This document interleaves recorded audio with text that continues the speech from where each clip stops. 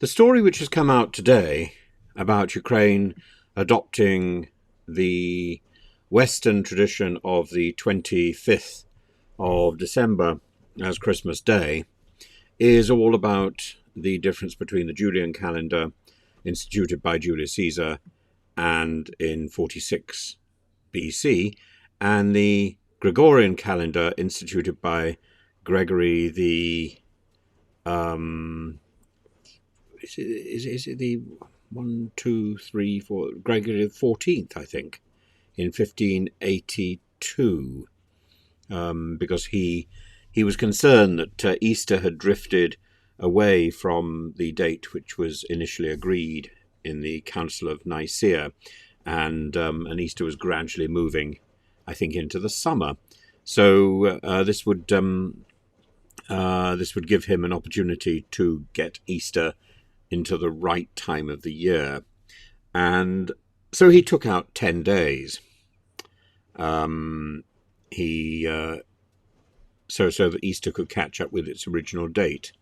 Now, the problem with the Julian calendar was it works out on 365 days only, and the Gregorian calendar recognizes as a little bit extra, which gives us the leap years and all these other bits and pieces. There were leap years in the Roman calendars as well, but they were a little bit sort of peculiar.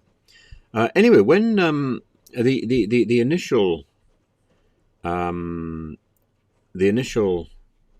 move from the Julian calendar to the Gregorian calendar took place because it was a Catholic idea. It didn't take place in England until much later. Because, of course, we were in the middle of the Reformation at the point when Gregory changed the calendar. So we didn't do it until much later.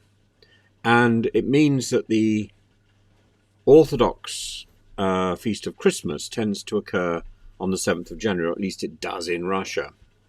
That's going to be an anomaly, which is going to be very unusual now, with Ukraine moving over to the 25th of December, according to the Gregorian calendar. When Britain adopted the Gregorian calendar, that was in 1752.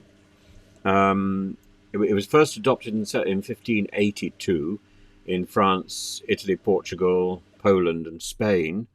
Turkey was the last country to officially adopt it in 1927 on January the 1st, and the British Empire adopted it in 1750, and then in 1751, 1752 it was adopted in Britain. But what it meant was that we lost 11 days. These were lost days. These were between Wednesday the 2nd of September 1752, which was then followed immediately by Thursday the 14th of September 1752, and people were extremely upset. Give us back our 11 days. Where are our 11 days?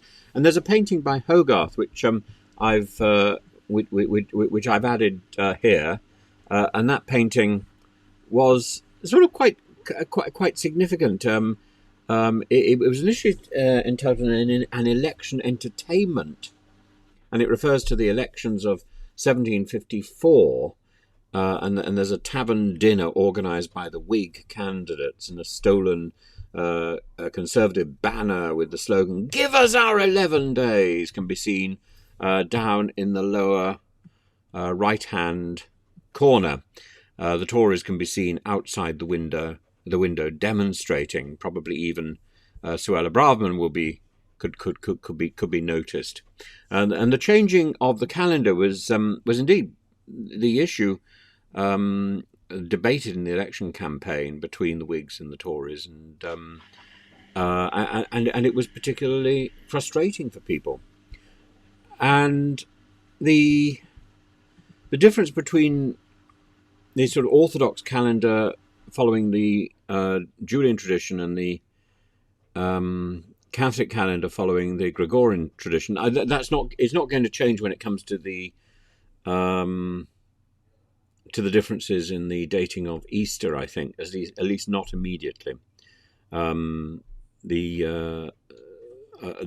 dates around Easter tend to be movable, and there are fixed feasts, like, for example, November the 1st, the New Year's Day, All Saints' Day, and so on. But I think this is going to anchor Ukrainian Orthodoxy very much into Western tradition, and it's going to, of course, irritate the Patriarch of Moscow, and what a joy that's going to be. He will get his cufflinks into a muddle.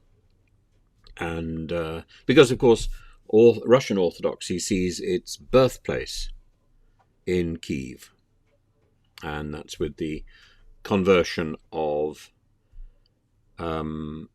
Vladimir.